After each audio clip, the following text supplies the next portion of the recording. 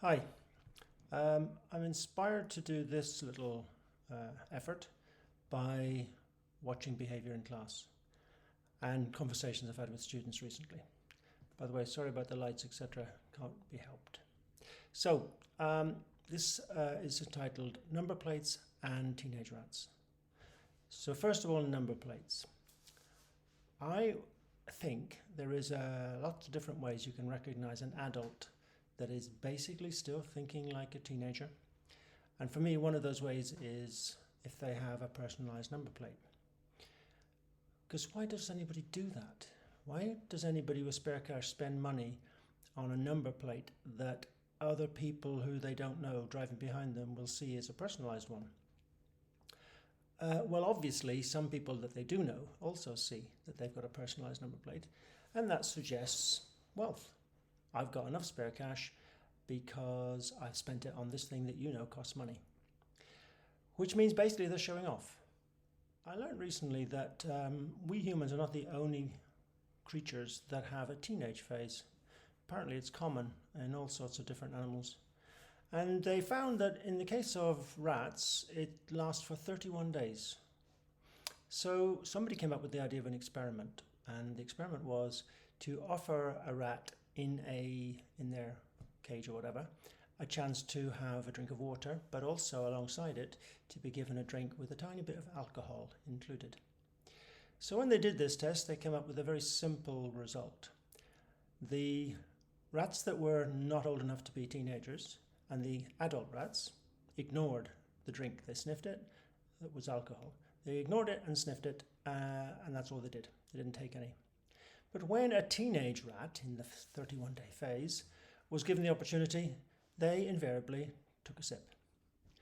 And more importantly, when they put 10 of each group in, the 10 teenage rats not only took a sip, almost all of them, but most of them took more than one. So what's that got to do with our teenagers in our species? Well, it's to do with risk-taking. Apparently, the human brain changes in structure. There's a thing called synaptic pruning that happens during the teenage phase, which is almost like a restructuring of the architecture of how the brain works.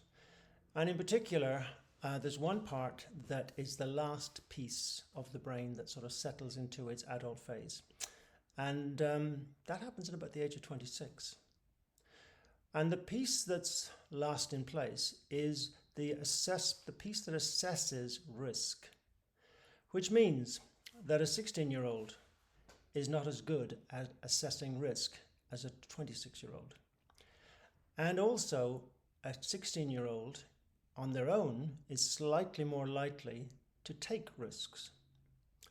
I don't mean every single teenager, obviously. I mean in general when you take thousands of them. And just like teenage rats, I'm afraid, when teenagers are together, they're much more likely to take risks because, of course, it's showing off to other teenagers. Now, of course, none of us admits we're showing off, but actually we all do it because it's what's called the status game. We seek to belong to groups, but at the same time, to not be at the bottom of the pile, to be recognized as somebody at the top of the group, or certainly near the top of the group, to have some status. We don't cope very well with being excluded. We certainly don't cope well with being rejected.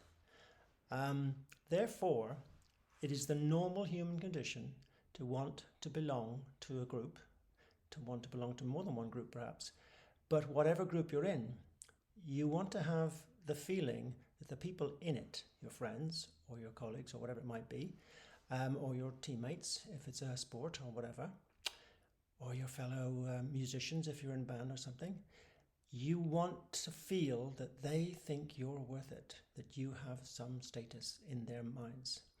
And how do they show that?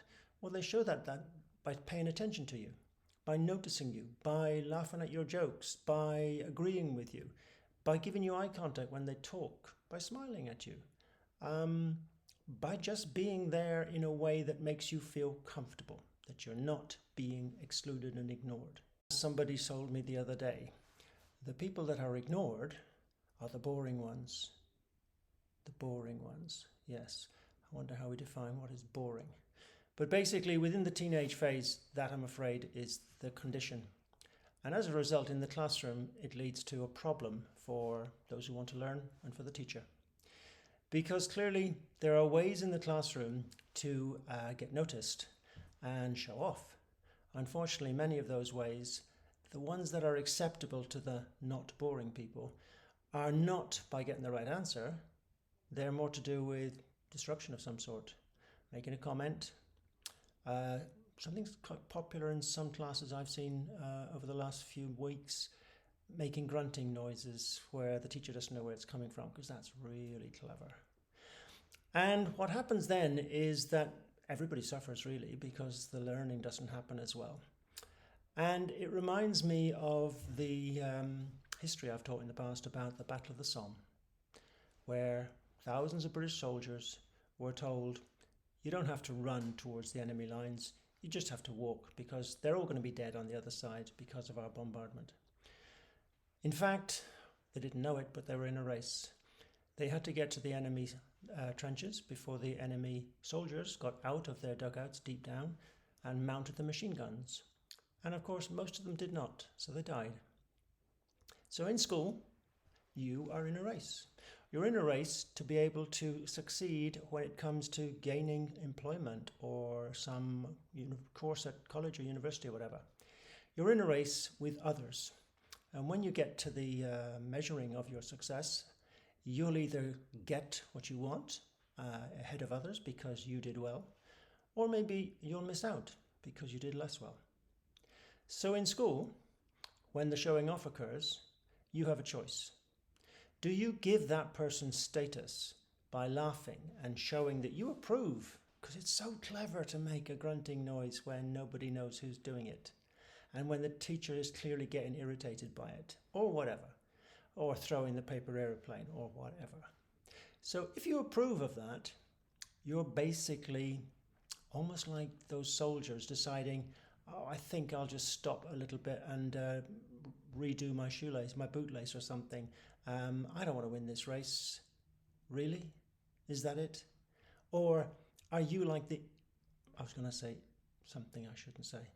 Are you like the people who think it really matters to have a personalised number plate? Because to me, the personalised number plate says, you're trying too hard. You're trying to impress me. You're showing off. And if you're showing off, it's because you know you don't really have much status and you're trying to create it through this silly thing, a number plate with your name somehow in it. In the same way in the classroom, if the idiot is fooling about, is it because they're really so clever, or is it because they really don't want to do the work and are quite happy to make sure that you can't either? Your choice, as always.